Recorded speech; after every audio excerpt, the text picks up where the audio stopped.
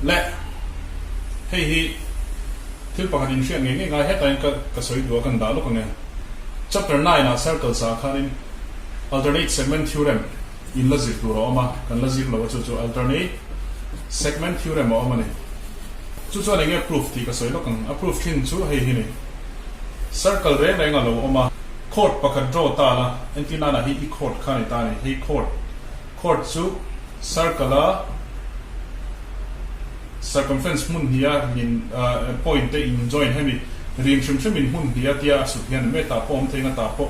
ati zong de kon om thenga du zong in chord chu om thea chu chord more to pakada chuan tangent siam ta se contact point kha ta hin ta se chord le tangent ta hen an su ni chuan helaya chord le tangent helai chuk thaina angle an siam hi he angle an siam hi mo helai circle rin lian zok na bang major arc a hian hnuai lam hi minor arc ania a chung lam khwal shim a hian angle po ta hian mo ta po ni se antina ta hian chord more to patang hian angle han siam ta la ta hian angle kil han om ta se tina ni chu helai kil han in siam hi helai nen hian anin ange nge thin 16 is 1 keep of 16 ni mai 15 is 1 15 ni mai mo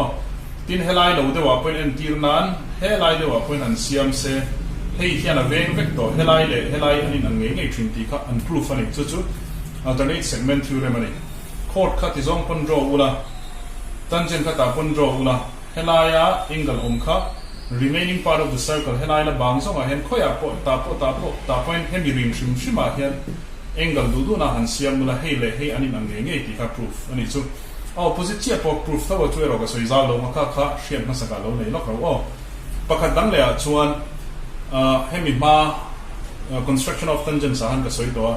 circle re hi alo oma tangent siam du ni chon khoya po khoya po tangent siam na tangent chu in thla to in tangent siam le circle in sud na contact point le center in rin zom radius hi hei 90 degree ni nge to ni hei hi ani lo chuan thil dik lo vel ka ni tina ni chu bang chuan radius is always perpendicular to the tangent hei lo hriat bok tu ni khaile ti hian kan soinga construction of triangles ani triangle siam ro min lam ti dona kan question om dan tu triangle siam la triangle khe lo siam ta nen tina chu I triangle siam dan tu ra tan chuan helai sei zo hin on peng senga 6 cm ten on tia chuan abc lo ni ta se achi helai angle hi vertical angle hi degree som ruk amo degree som thuma mo degree som li panga 60 degree 30 degree mo 45 degree hi in text question om da ania 60 ni ro se 30 ni ro se 45 ni ro se anon ti doni helai sei zo nge ro ka chu eng sei zo po no ni se chu mi degree helaya 60 han siam chat tur chuanin a harve tal mai ni question in a base bc tan 6 siam la chuan ea tak kha helai vertex a hian a chunga hian 60 degree han siam chat ro ti kha a har du tu bani chu tu na kan zir dan tu lawang hi chon ti ngai na vakom lawa helai 6 anon soi ang thapa dik bok a chung angle anron soi ang chia tai po hani box si tur chuan tu na kan kal dan ang lo hi chon kal ngai na vakom lo ni chu ta kara altitude a san zo ata altitude hi san zo ti na he triangle hi pyramid ang telo ni ta se hi a lei kha base kha ni ta a san zo pum pui hi chu ti za da sang chu ni bok ro se amron detail phi chon a har du tu mani kha ava howe o kan ti mai tenga ti mo the lawa hel kwal vak lo chon ti ngai na om lo chu mi hel kwal vak dan chu tu na kan se to hi ani ta ni le kan ti sin ha kan na tu chu triangle siam triangle kan siam do na a base satan bc a base satana 6 kan hmang china example kan hmang do ni chu a vertical angle ta na 60 degree kan hmang china le kan ti china he siam ka tum chin do ni chu tu na ka help wall lo ang chon ti ngai da vak dang om lo kan help wall china ma saberin base syndrome saberanga base bc 6 cm say ka scale in table me to 0 to 6 ka har lo hi chu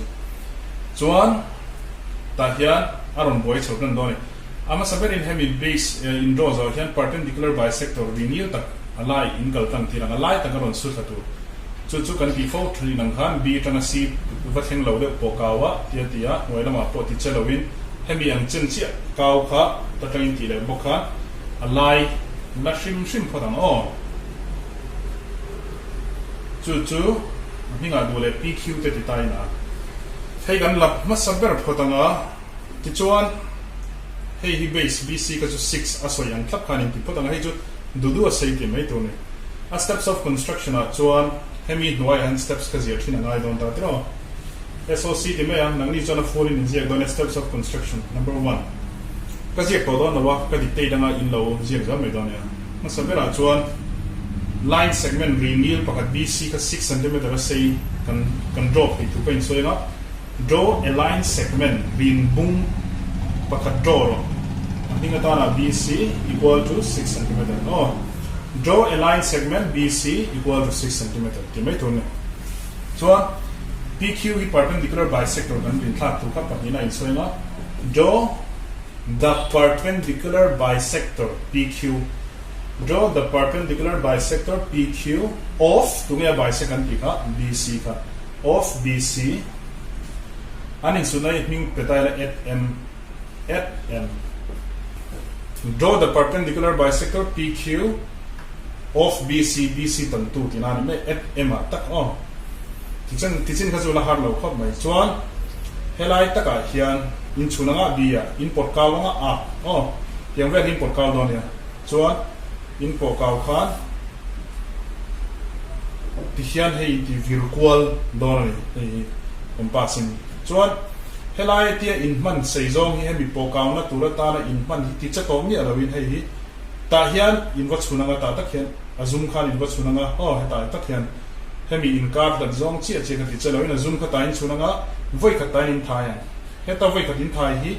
60 degree automatic in a ning ha thina hei chu in zoom to thina on ti chuan hei hi in green thak chia khan dule bd te ti tai na helai chuk tha le hemi angle helai kaw tha hi 60 degree ni chia ni enga tinge below bc hnuai la 60 kan la ngot kan ti chuan hemi hnuai kan la hi nikira chuan hei kho da la rom chang don ni kian hian helai ni chila altering segment theorem ka soi to ha hedia chuk thai 60 hei tangent ha karon phang dei dona 60 rom yanga ni chuan a chunglama a han om na tur kha hei hian han veng vek anga angle a pian kha 60 han ni ve mai don ni khoya pon om se hemi theorem kha ka base ni chu mo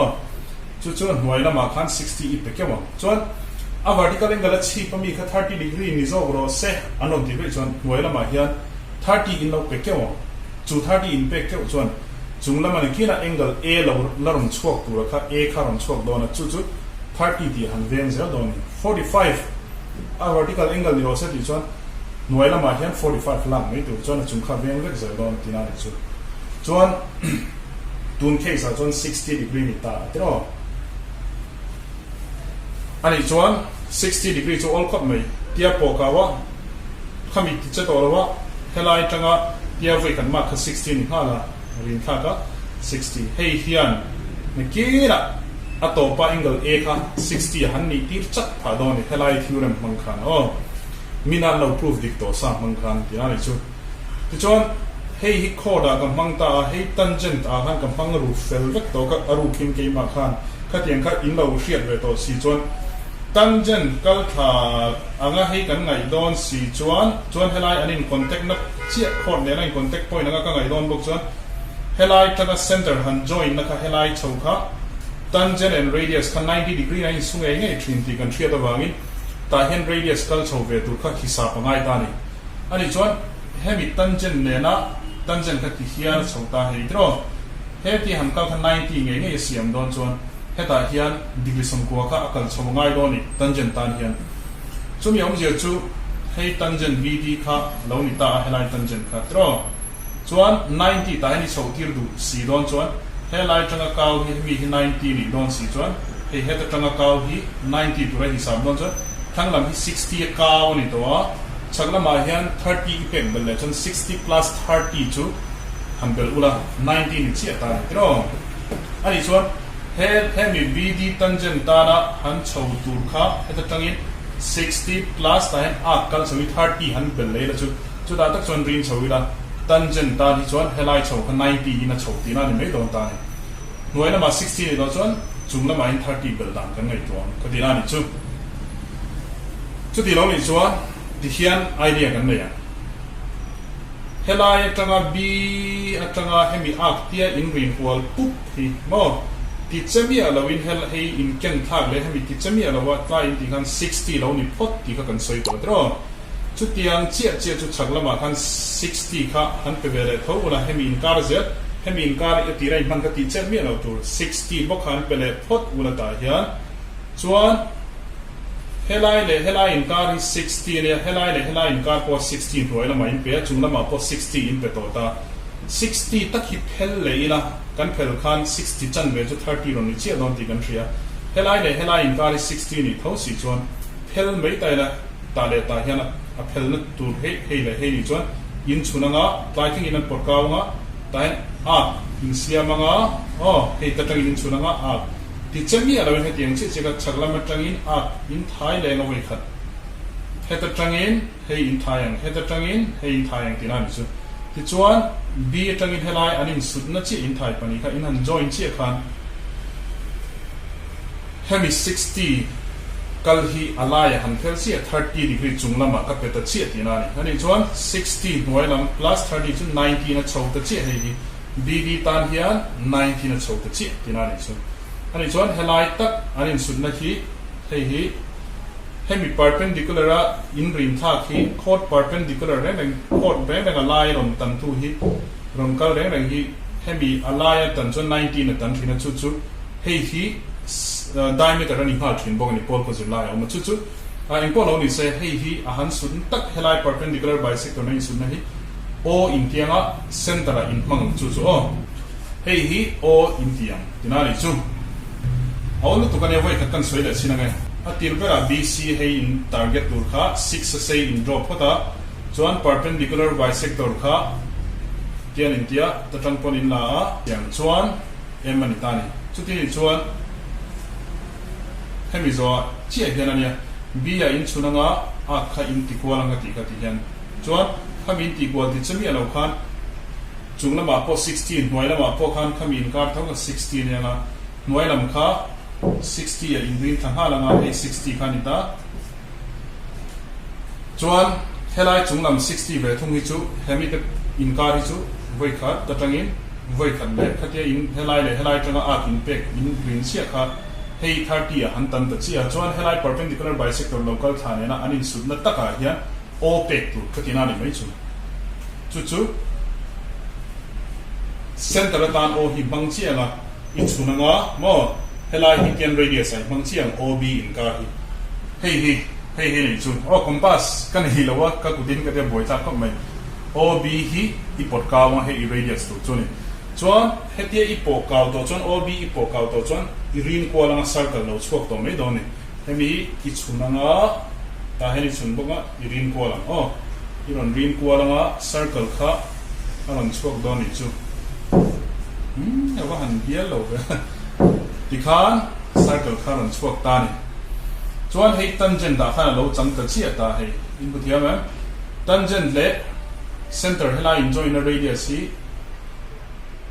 90 in ta rin su ta chi boka hei chord khan ta boka nuai lama khan 60 degree isiam chuan helai remaining part of the circle du na khian a ka chu handa to mala tain handa ta ila a b hi join ta la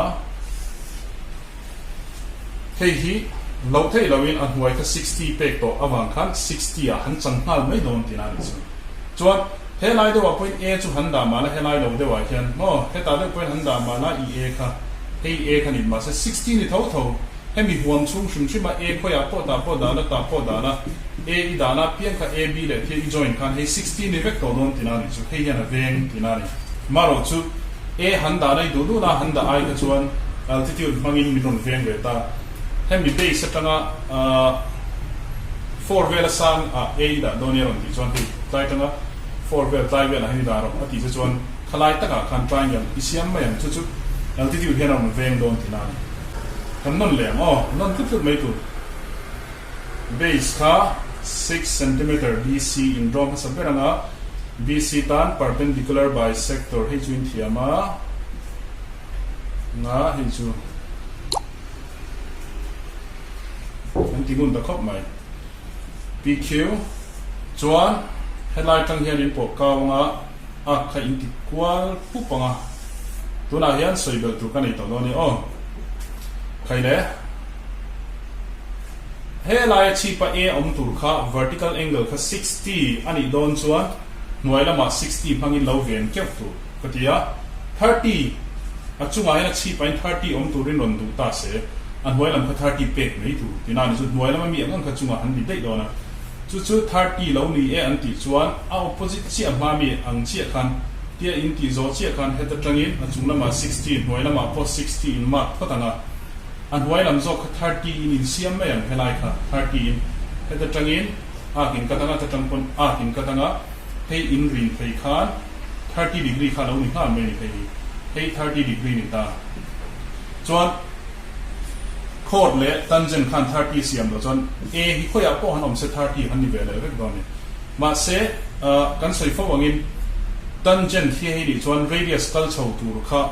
tangent nen he 19 ni vele chiang ai wain nuai lama 30 pek to wain 90 siam tu chuan 60 han pek le chiang ai da chelam hi helai chin jong hi 60 khan ni sa ani chuan ta hen ring chho mai una hei 90 kha ron ni sa mai don ti na ni chu kho tangent le radius 19 ni kha ti na mai ani ti chuan a han sunna na kha o in ti nga he o mang hian circle lian pui kha in draw le pup do ni circle khain ron draw le pup do ni ti kan chuan tangent le chord hian huai lama 13 siam chuan chung lama khoya po hian a khan se 30 ve ka siam le don ti na lo ni chu chuan anin an lo na chu BC a khan KT khan achunga angle tur kha 60 adu chuan huai lama 60 pek tur chuan 60 peta 60 chung lama mi hel 30 hi hemi ta na 90 kal na chia lo ni pakhat case tang le chuan BC lo nia achi pa angle a tur kha 30 an lo du chuan nuai lama zo khian 60 60 ro kan nuai lam zo khi i bunga 30 ni bunga ti chuan pai 30 ni chuan achung kha 60 kha 30 plus 60 90 a sum up vele chi rum hi sab le tanga ta hen radius kha chho le zo chi an tina ri join nan lo ni chuan chu la omle 45 degree an non du chuan helai vertical angle kha 45 degree an non ti chuan ti da na omle chu khalai tak kha soi fia vek zok tem loka kan triangle du dana khan BC 6 lo ni ta se helai tak 60 degree an non du chuan kan soi to entim na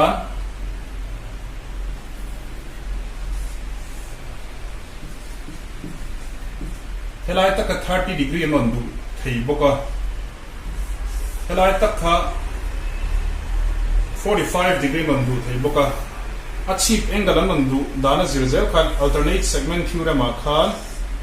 nisina ka soi ma sak to khan BC tahen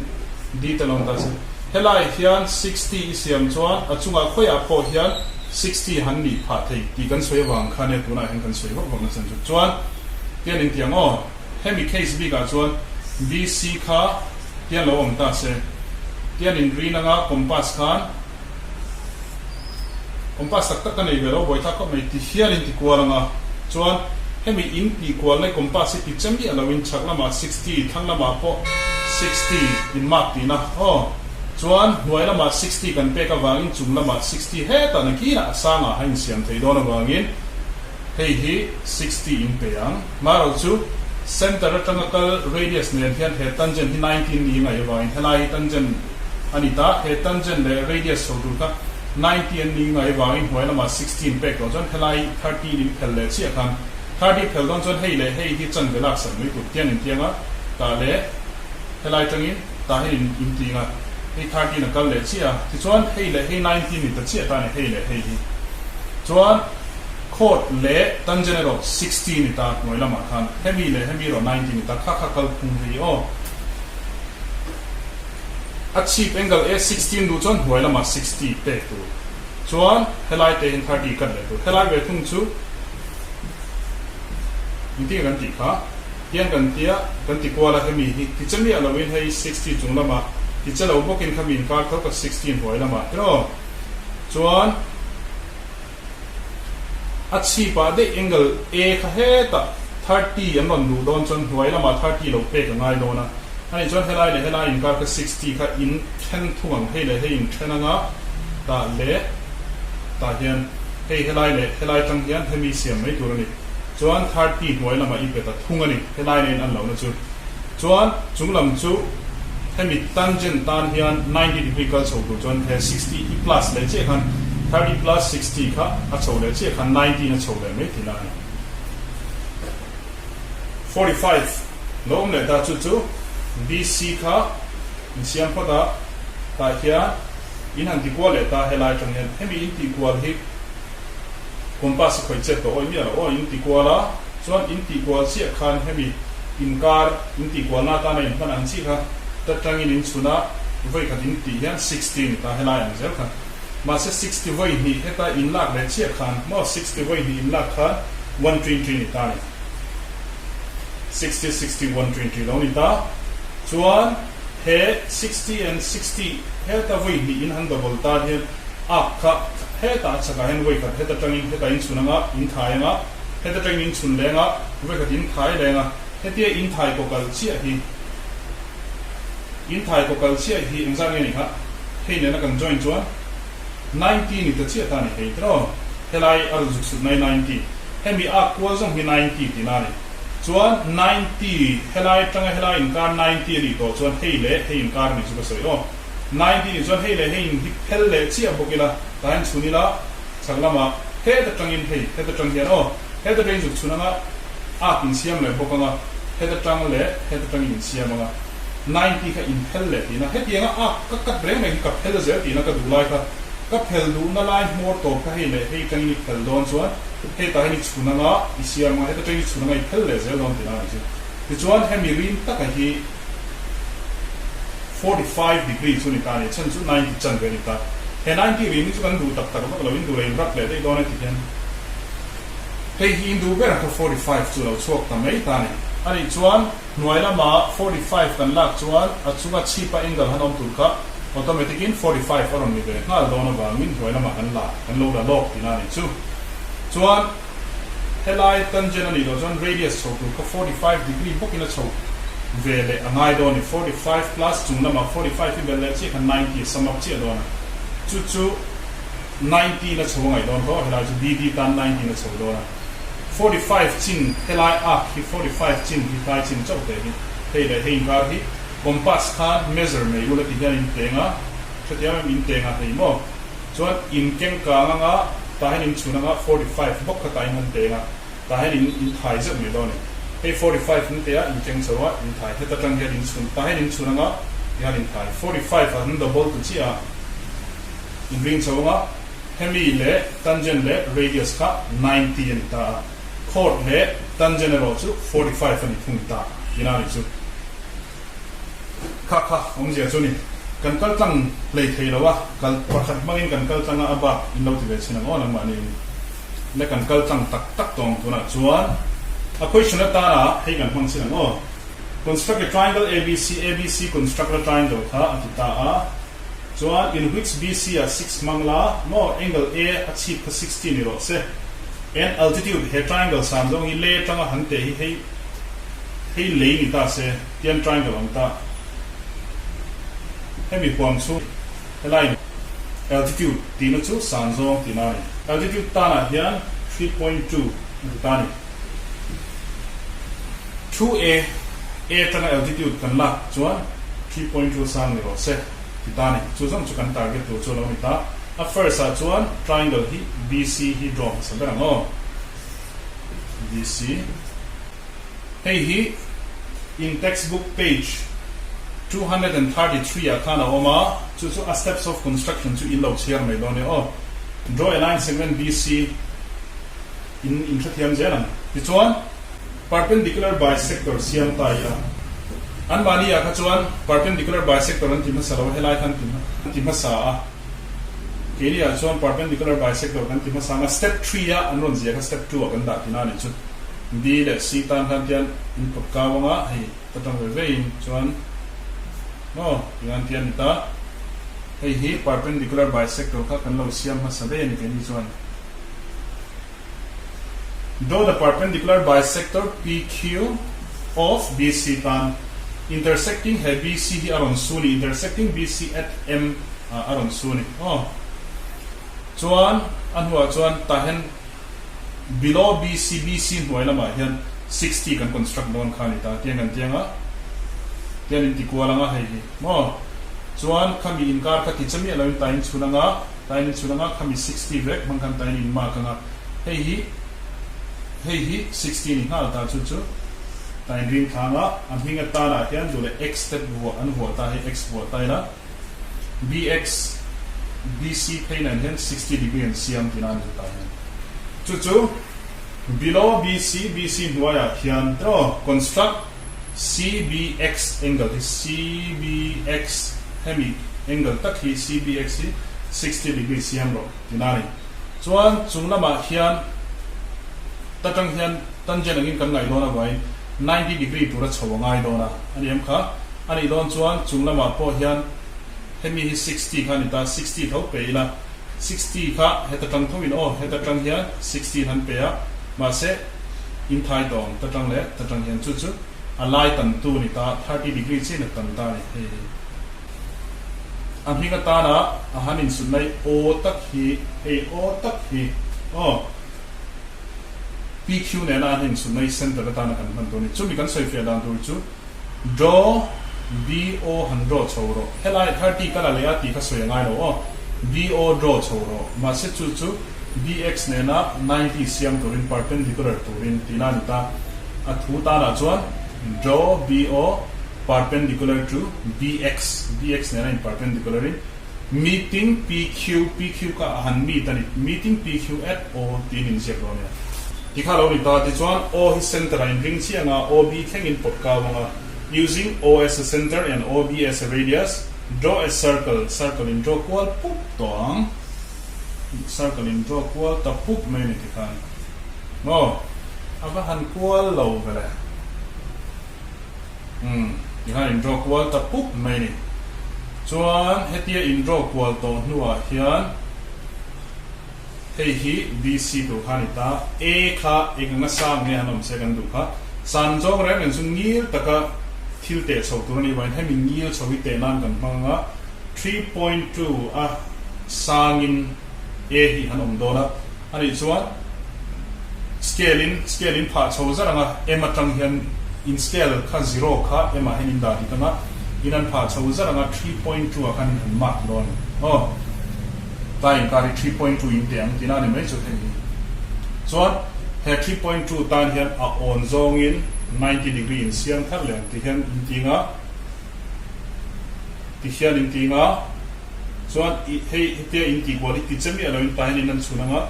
ta hian in dekanga we khat 60 ne ta in tilenga hei hi 120 lo ni to 60 and 120 lo ni ta chu ti ni chuan 60 le 120 tan hian ta hian kin kat lenga hei in rin phei chuan 90 in amin sule chi atina hei 90 durin ka hisab ani tia phei le ta ni ain sule chi a in rin phei nga 3.2 a sam china khan ringil tak a phei zo in ka siam du sia hetia phei hi a koi turani lawa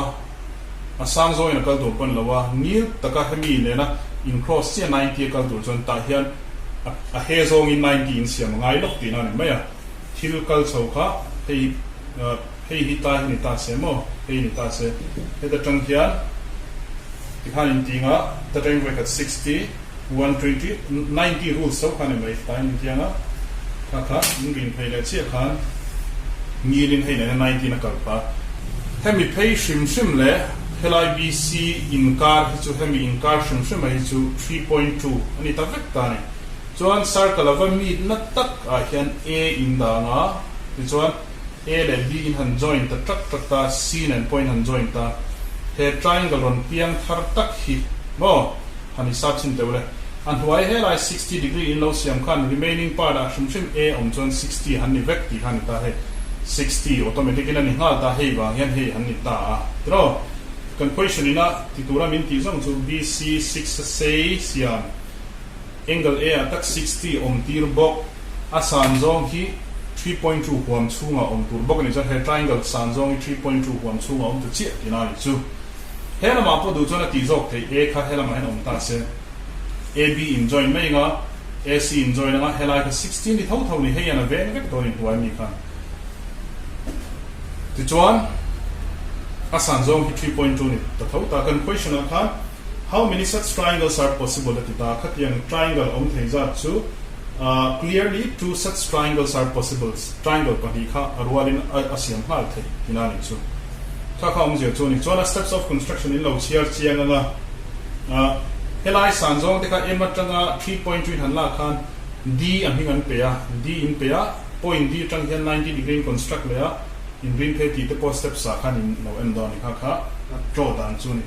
30 degree construction angle A achieve tak ki 30 lo ni du ta se thi kha in lo try ve nga in ti dan dur chu BC tro perpendicular bisector PQ la chuan B tang hian tia ti equal mo chuan nuai lama 60 mark phot chung lama po 60 mark phot nuai lam zok kha